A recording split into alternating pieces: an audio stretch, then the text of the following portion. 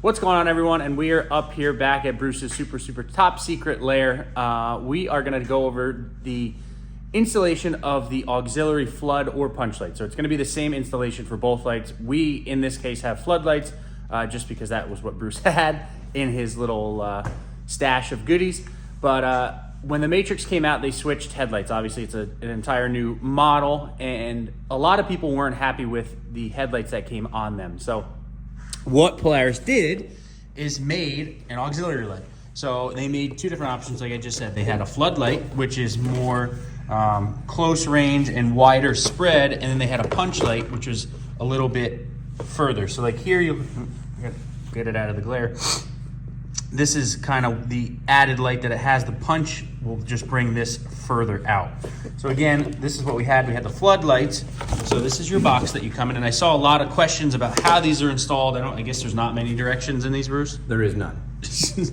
Okay, so we're here to show you a walkthrough of how to do it. So now Bruce got it to a certain point so we could show you and walk through this install.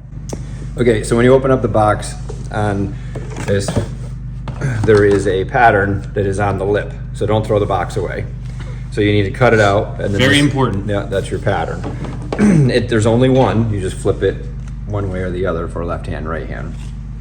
So where it's going is we have the little tabs that trim pieces. That's where they sit, and they're held in with one screw in the back. So when you take this, flip it over, that one screw is hidden behind the headlight. Wah, wah, wah. Yeah, so you have three screws that hold the headlight on. So 1, 2, 3. Three, yeah. So then we take the headlight out of there, that lifts out of the way. And obviously unplug the headlight. Unplug the headlight, yeah, that was already unplugged. The screw that you need to take off was in here. Which, what is that? It is a Torx head screw, so you need something very short to take that. What is it, a T27? I think it's smaller than that. T25. T25. Okay, so the other thing is that there's not a lot of room in there. So I have a nicer setup that's real thin to get down in there on that stuff at the shop, but I didn't have one here. But they do give you a manual Allen wrench or a T-wrench to take that and get down in there and take that screw out. So that's how you can get them out unless you have a narrow ratchet. So what you're doing is they give you this pattern that we cut out, and it lays in here like this. So this is your shape that you're following right here. It lays in here, and that is the hole that you're drilling. So I drilled the second hole. This was the original that held a little trim piece in. So now you go over to the other side and you just put it against that side, right, and you drill the hole over there. So this is your second hole. So I've already put this one in. So this one here is already laid in, and here is your original screw that held the trim piece, and there is your new. Right, so the original screw goes back into the floodlight, yep, or auxiliary light, and then the new one also. So there's, yep, two that hold it in. So one thing I did find is when you're doing this is put the screw in to make your threads, because if not, you're going to fight with it. You're fighting with it because you have no pressure, with the angle you can't put any pressure on it. So I put the screw in to pre-make the threads, and then when you lay it in there, it'll, it's easier to get that caught.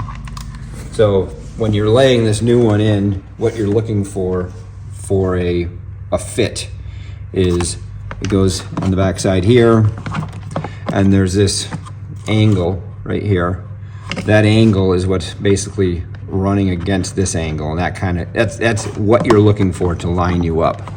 So when you lay it in here, you get your wire out of the way, this lays in, there is your angle hitting against the hood. So that first screw, or your original screw, will go right back in to this one, and then the other one is the hole that you drilled over here, and you will thread that one in. And then and when you're done, you have. After Bruce put this all together, he realized that the wire of the auxiliary light actually has to run through that little opening there. So that's what this picture is showing, where he ended up running the wiring. So it's kind of gets it out of harm's way, and it's not gonna get crunched by anything else. Your pigtail here and your pigtail here, as far as for that light. Right. So we're not gonna bore you with him trying to fight with that and get it in. No, we don't want to do that. No. So I said about threading that in to make the threads there, but you also should do it here. It's just that this one did go in easier than that one did for whatever reason.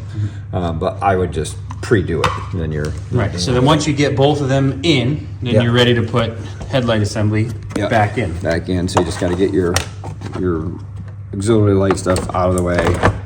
Lay this back in. You gotta watch out for all your PS stuff.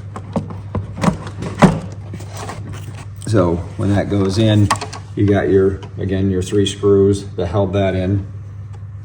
Then they give you the harness. Harness is going to plug into the headlight and then plug the headlight into the jumper that they gave you. And then you have your 2 here, which are going to plug into these. They give you a dart right here. I think in general you could pop that hole and put this anywhere. There is another hole here, but it's a little tight against the original clip. So I think once you lay this in and you fish around and you get it comfortable. Yeah, get everything plugged in and see where it lands. Yeah, see where it lands.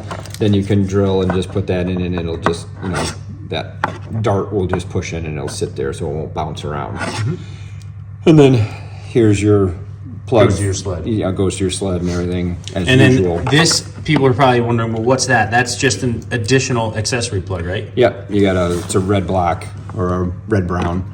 So that's just power and ground to plug another accessory into, like if you're going to put 12 volt in or something. So that's it. I mean, once you do that, the hardest part is just recatching the bolts because it's tight in there to get that caught. But other than that, you're in, and then put your screws back in, and when you're done, your end result is there's your auxiliary light. Flood or punch. Yeah. So it seems that punch is the popular. Seems to be more popular, yeah. Because I mean, the Matrix light already has some really good peripheral, so people seem to be going for the distance. But this, it's identical. It's just a matter of what the lights look like inside. I put this on because we got plenty of flood in right away, or not right away, but in the past couple of weeks. But punch, there was only a few. So and they're gone already. They're gone. So that's it. Pretty simple, guys. But I have seen that a million comments about can't figure it out, won't work. And have you had any issues with them not working? Yeah, we did actually have a couple where the harness must have been bad because one light would work and one wouldn't. Change the harness and it worked. And then we had another one we put on and then it didn't work at all. But it had blown a fuse, the small fuse is down in the front of the Matrix.